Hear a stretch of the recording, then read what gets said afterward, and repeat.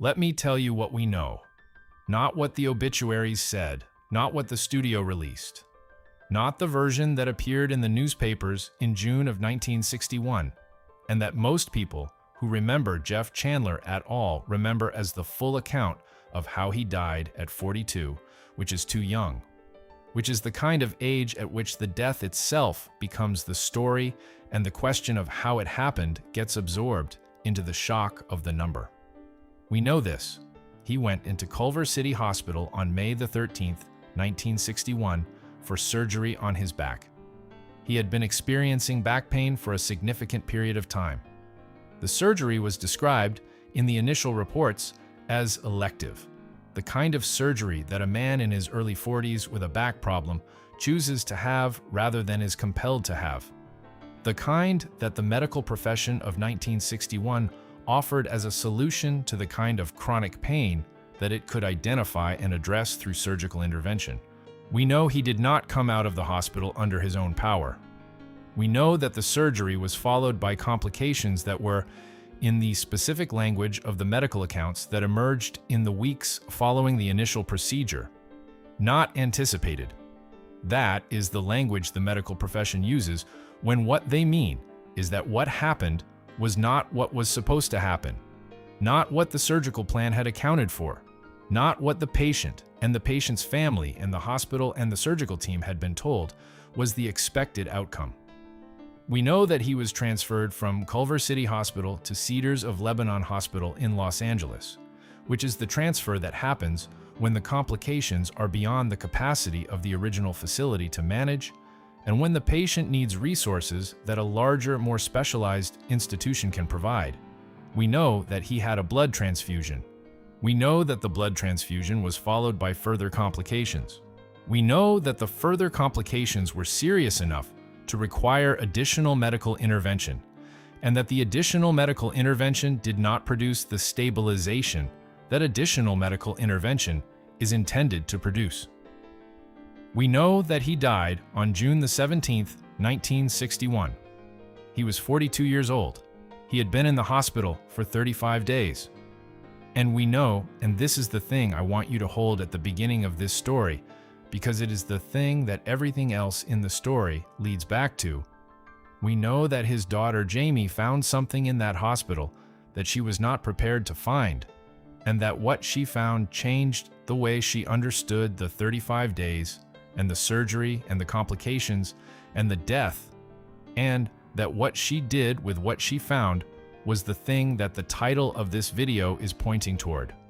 But I am getting ahead of the evidence. And the evidence is what we have, and the evidence is what I want to follow, because this story is not the kind of story that benefits from certainty it does not have.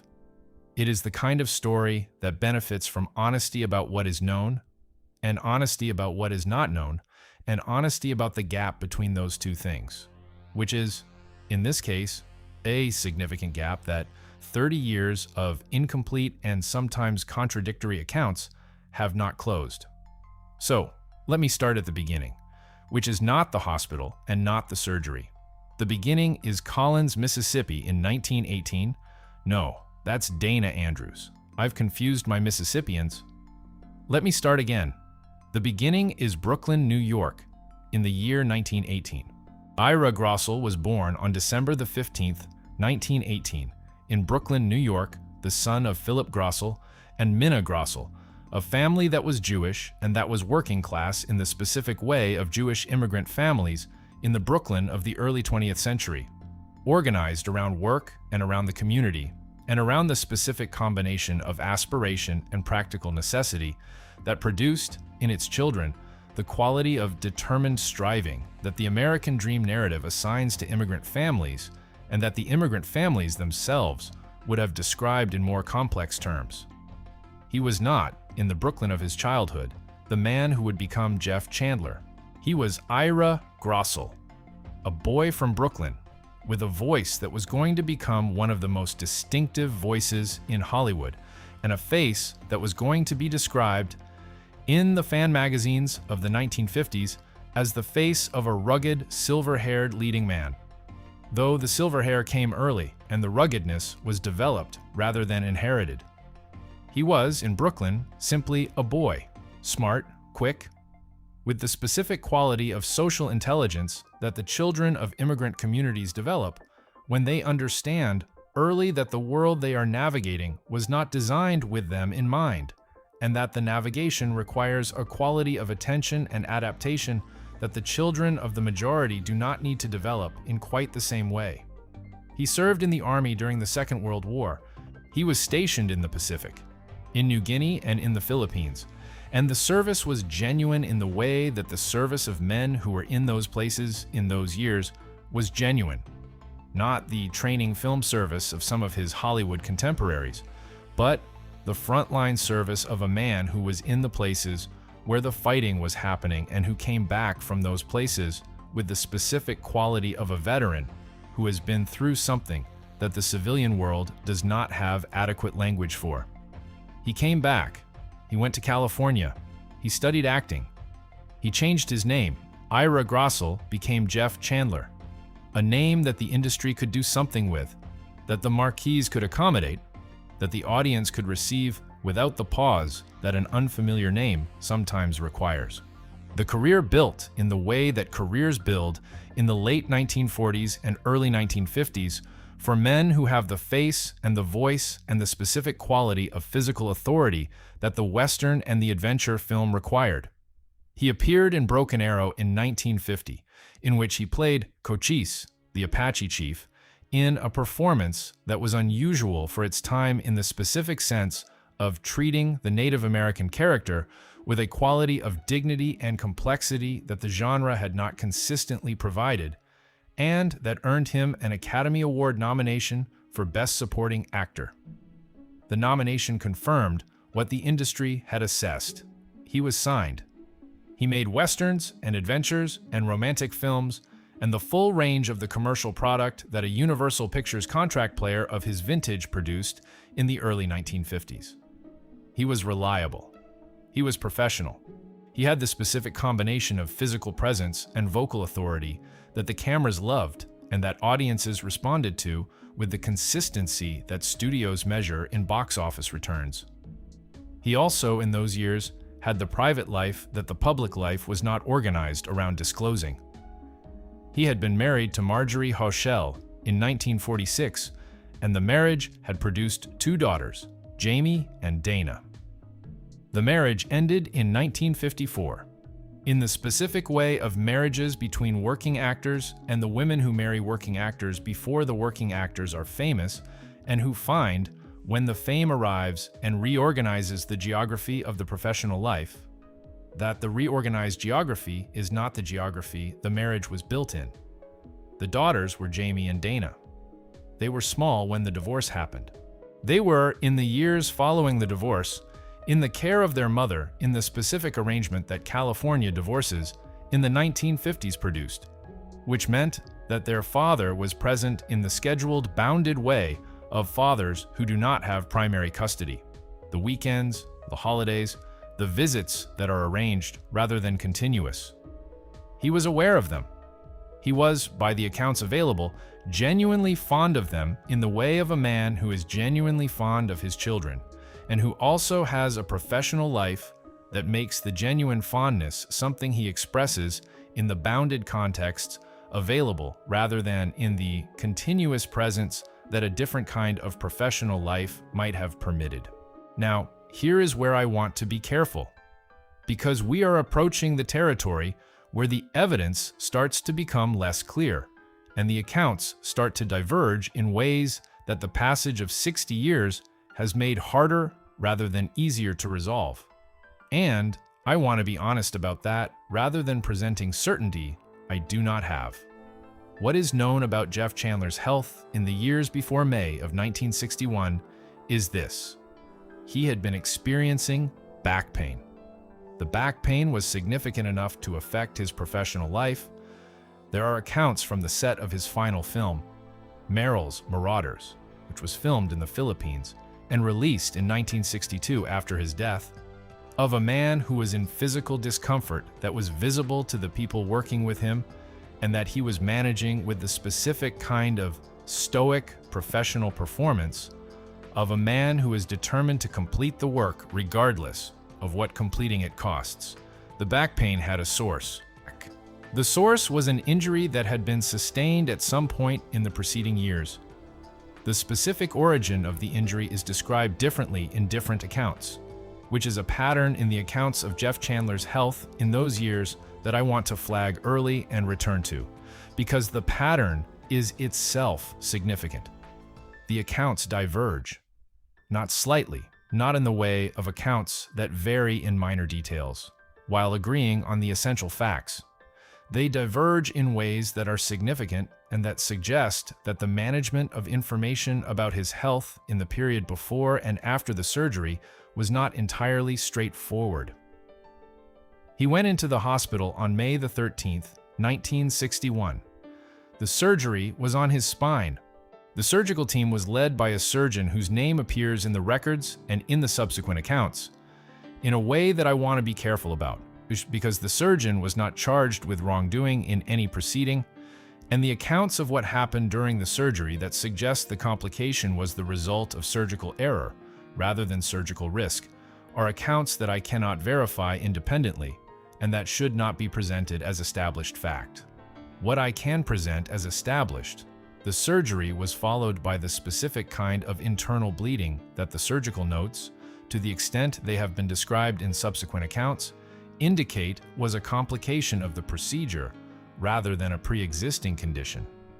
The bleeding required intervention. The intervention required a blood transfusion. The blood transfusion was followed by what subsequent medical analysis has suggested was a transfusion reaction, the specific, potentially fatal response of a body that receives blood that is incompatible in ways that the screening of that era was sometimes insufficient to identify. He developed a staph infection. This is the specific additional complication that the hospital records and the subsequent accounts agree on, which is not always the case with the other elements of the 35 days. The staph infection was the complication that the 1961 medical establishment was treating with the tools available to it in 1961, which were the tools of an era before the antibiotic resistance that subsequent decades would generate, but also before the specific antibiotic protocols that subsequent decades would develop. He did not respond to treatment. The infection progressed.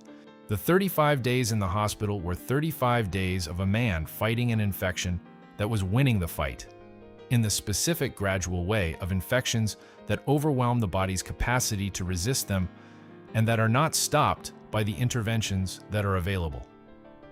Now, here is where Jaime comes in. Jaime Chandler was 14 years old in June of 1961. She is the daughter that the title of this video identifies as the person who found something in the hospital. And I want to be clear about what the finding was and what it was not, because the accounts of what Jaime found are not entirely consistent, and the inconsistency requires honesty rather than the adoption of the most dramatic version as the correct one.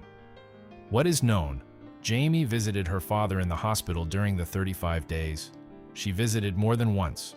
She was in the specific situation of a 14-year-old girl whose father is in a hospital and is not recovering in the way that hospitals are supposed to produce recovery, in the position of a child who is watching something that she does not have the adult framework to fully understand, and that the adults around her are managing in the way that adults manage difficult information when the person they are managing it in the presence of is a child. What she found, and I am being specific about this because the specificity matters, was not a single dramatic document or a single revelatory object of the kind that the narrative of a dramatic discovery tends to organize itself around. What she found was an accumulation of things that did not add up, in the way that 14-year-old daughters of men who are dying in hospitals notice things not adding up when they are paying the kind of attention that love and fear together produce. She noticed that her father was in more pain than the explanations that were being offered for the pain accounted for. She noticed that the specific nature of his condition seemed to be changing in ways that the explanations did not keep up with. She noticed, in the specific way of children who are observing the behavior of adults managing a difficult situation, that the behavior of the adults around her father's bed was the behavior of people who were managing something more complicated than the straightforward post-surgical recovery that the initial description of the surgery had suggested. She noticed, at some point in the later days of the 35, that there were medical records in the room. She looked at them. She was 14 years old, and she did not have the medical education to interpret everything she saw in those records. But she had the intelligence and the attention of a girl who was frightened and who was looking for information that the people around her were not providing in the form she needed. And some of what she saw in those records was interpretable without medical education. What she saw was evidence that the specific sequence of events between the beginning of the surgery and the current state of her father was a more complicated sequence than had been described to the family. That is the account that has emerged, in pieces, from the subsequent years. Not a single account from Jaime herself, because Jaime has not given a comprehensive public account of what she saw and what she understood from what she saw, but the account assembled from the people who spoke to her in those years and from the subsequent legal proceedings that the family initiated, the legal proceedings. This is the fact that confirms that what Jaime found, or what the family collectively found across the 35 days and in the aftermath, was serious enough to be the foundation of a legal action, rather than the private grief that the death of a parent in a hospital produces in children who do not have reason to believe the death was preventable. The family sued. The lawsuit was filed against the hospital and against the surgical team in the specific legal framing of medical malpractice, which is the legal mechanism available to families who believe that the death of their family member was the result of medical error rather than the acceptable risk of medical treatment. The filing of a malpractice lawsuit is not evidence that malpractice occurred. It is evidence that the family believed it occurred and that the belief was sufficient to engage the legal system's machinery for evaluating the claim.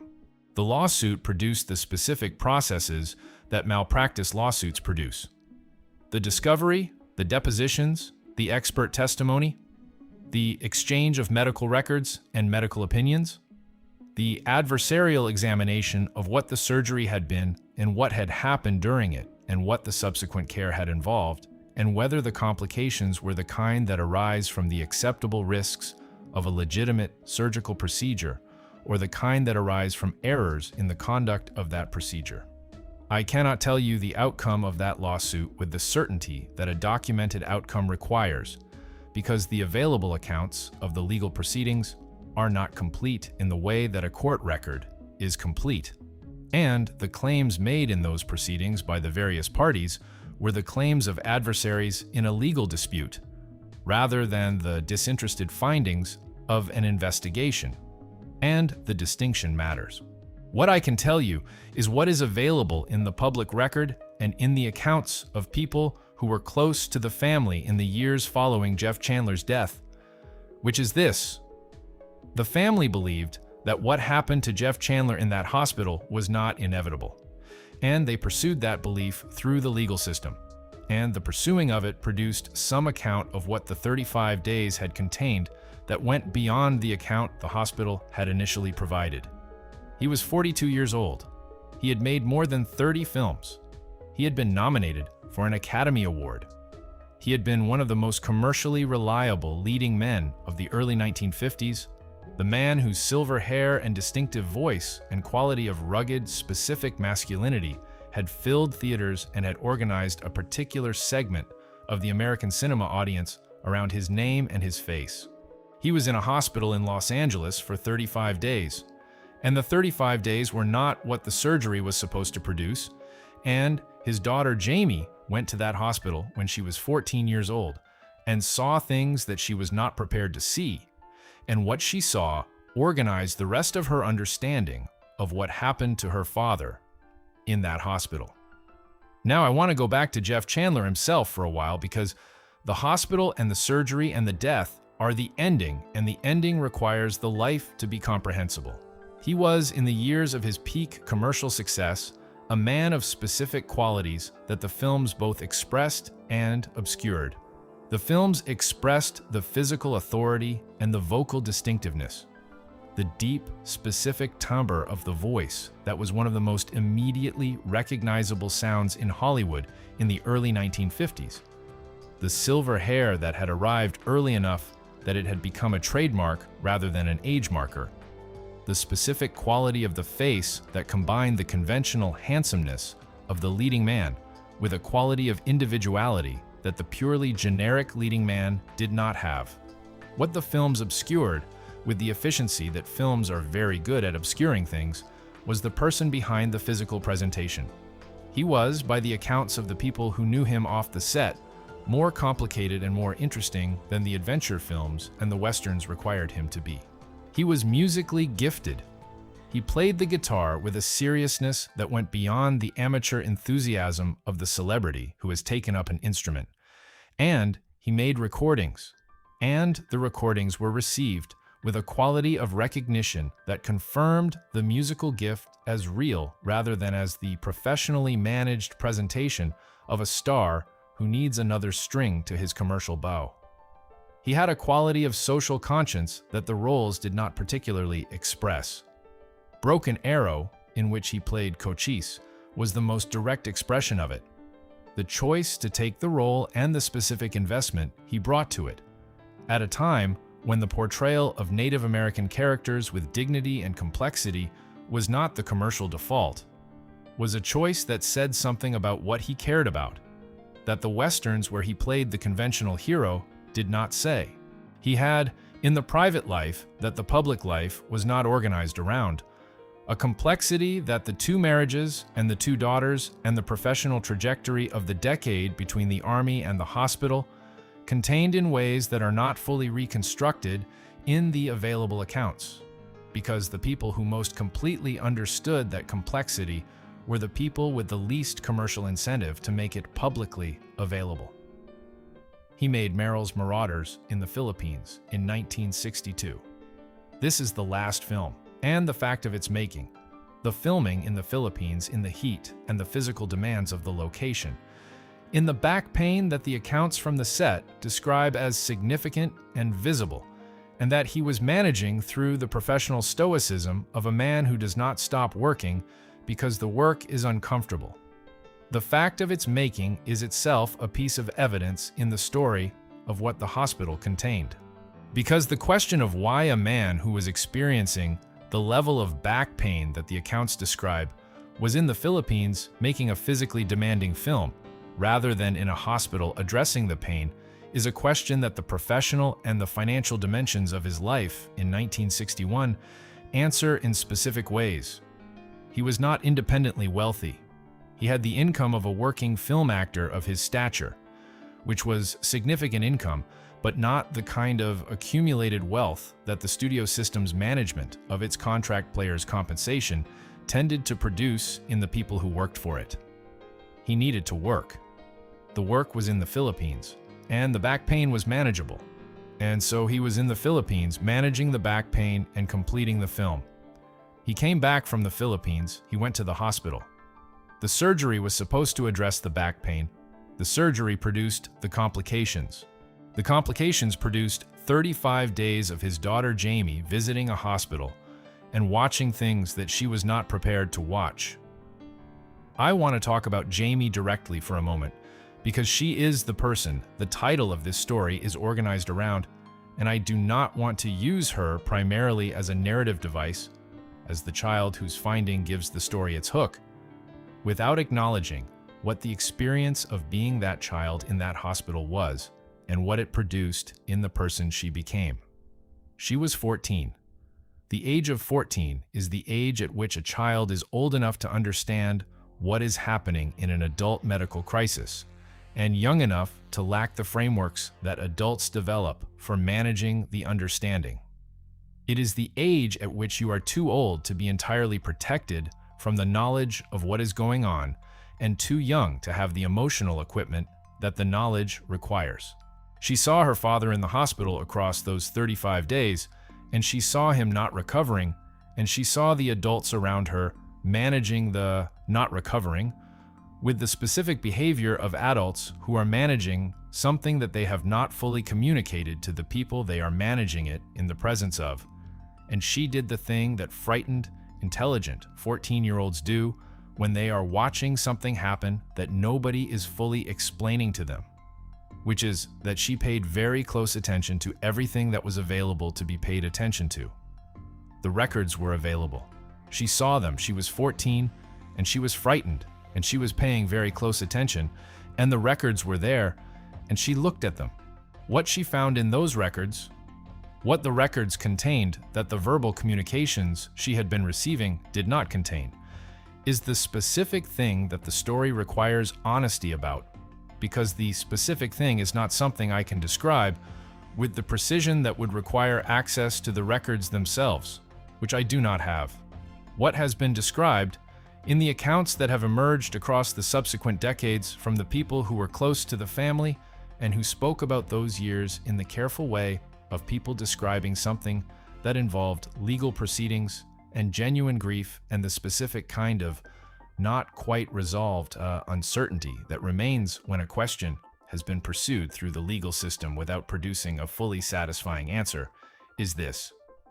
The records contained evidence that the sequence of events between the beginning of the surgery and the current state of her father was more complicated than the verbal account she had been given. The records contained references to the specific complications in terms that the surgical team's subsequent explanations had presented as the inevitable risks of the procedure, but that the records themselves described in terms that, to the people who subsequently examined them with medical expertise, were consistent with something more than the inevitable risks of the procedure. The records contained, in other words, the beginning of the question that the lawsuit was ultimately organized around. Was what happened to Jeff Chandler in that hospital the result of the acceptable risks of a legitimate surgical procedure, or was it the result of something else? Of an error in the conduct of the surgery, of a failure in the post-surgical management, of the specific kind of institutional failure that hospitals in 1961 were capable of, and that the families of the people who died as a result of those failures were beginning, in the legal climate of the early 1960s, to have some mechanism for addressing. Jaime found the beginning of that question in a hospital room when she was 14 years old, in the records that were in the room when she visited, and the beginning of that question organized the years that followed in the way that unanswered questions organize the years that follow, when the question is the question of why someone you loved died at 42 in a hospital where they were supposed to be recovering. He died on June the 17th, 1961. It was a Saturday. He had been in the hospital for 35 days. The cause of death that the death certificate records was the specific medical language of a man who had a blood transfusion complication and a staph infection, and 35 days of a body that was not recovering from the surgery that was supposed to address the back pain. The official version is that it was a tragedy. A man who was 42 years old and who was supposed to have a procedure to address a back problem and who did not survive the procedure. A tragedy of the specific kind that medicine in 1961 produced with a frequency that subsequent decades of medical advancement have reduced but not eliminated. The person who goes into the hospital for something that is not immediately life-threatening and who does not come out. The version that Jaime's attention to those records opened the question of is the version in which the tragedy was not simply a tragedy, but a tragedy that was preventable, in which the specific sequence of events between the beginning of the surgery and the death on June the 17th included things that did not have to happen, things that happened because of errors in conduct or failures in care that a different surgical team or a different hospital or a different management of the post-surgical period might have prevented. That version is not established as fact. I want to be clear about that because honesty about what is known requires being clear about what is not established. The lawsuit is not a verdict. The lawsuit is the family's belief expressed through the legal mechanism available for expressing it.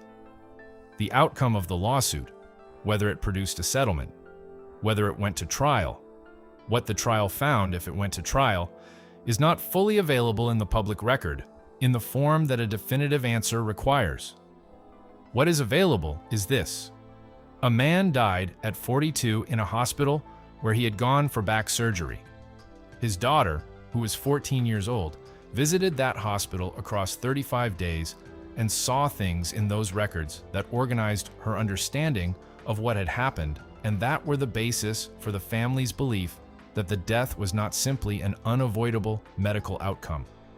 The family pursued that belief through the legal system. The legal system's resolution of the pursuit is not fully public. The story of Jeff Chandler does not have a clean ending. The investigation does not resolve into the satisfying conclusion that investigation narratives tend to resolve into. The question that Jaime found in those hospital records is a question that 60 years of partial accounts and legal proceedings and the inevitable degradation of records and the deaths of the people with direct knowledge have not fully answered. What I want to sit with you in now, my friend, is not the unanswered question, but the shape that the unanswered question gives to the life that preceded it. Jeff Chandler was from Brooklyn. He was Ira Grossel before he was Jeff Chandler. He served in the Pacific in the Second World War. He played Cochise with a quality of dignity and complexity that the genre had not been providing, and that earned him an Academy Award nomination, and that said something about what he valued that the adventure films and the westerns did not always say. He had two daughters he loved in the bounded way that divorced fathers love their children, when the boundedness is the professional life's doing rather than the feelings. He played the guitar seriously. He had the silver hair early, and the voice always, and the specific quality of a face that the camera found useful, and that he used for the purposes the camera assigned to it. He was 42 years old when he went into the hospital.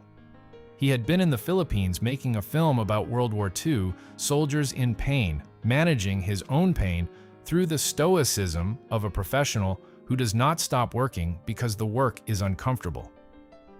He had the kind of career that produces, at 42, the sense of the career being at a productive midpoint rather than approaching an end. The sense of a man who has established something and who intends to continue building from that establishment. He did not continue. The hospital was where the continuing stopped, for reasons that the 35 days contain, and that the subsequent legal proceedings tried to excavate, and that the records that Jaime saw when she was 14 contained in the form she saw them in, which was the form of medical language describing a sequence of events in terms that did not entirely match the terms in which the sequence had been described to the family. Jaime is not 14 anymore. She is in her late 70s. She has lived the full life that the 14-year-old who visited her father in the hospital went on to live, through everything that a life that begins with watching your father die at 42 and not entirely understanding why produces in the person who begins that way. She has the answer to some of the questions she was asking in that hospital room, and some of the questions remain what they were when she was 14. Questions without clean answers about what happened in that hospital and who was responsible for what happened and whether what happened had to happen. The films remain. Broken Arrow remains. The voice is in those films. The specific, distinctive voice that was one of the most immediately recognizable sounds in the cinema of the early 1950s, and that the camera captured in the specific way that the camera captures voices when the microphone is calibrated for what the voice is doing, and the voice is doing something worth calibrating for. He was 42 years old. The question of why he was only 42 years old is the question that the hospital records contain the partial answer to, and that Jaime found when she was 14 and frightened and paying very close attention to everything that was available to be paid attention to. She found it. She has not published it. She has not given the comprehensive account that the story seems to require. She has lived with it in the private way of the children of men who die too young in hospitals, where something went wrong, and the something has not been entirely clarified by the 60 years that have followed. Some things are carried privately. Some things remain what they were. Some questions that begin in hospital rooms when a daughter is 14 years old and frightened remain questions. That is not a failure of the investigation. That is the honest shape of this particular story. Sleep well, my friend. And the next time you see Jeff Chandler on screen, the silver hair, the voice, the specific quality of a man who occupies the frame with the ease of someone who has earned the right to be there, know that the man who is occupying the frame was 42 years old and had a daughter who visited him in a hospital for 35 days and found things in a room that she was not prepared to find. She found them. She has been living with what she found ever since. And the man on the screen never knew.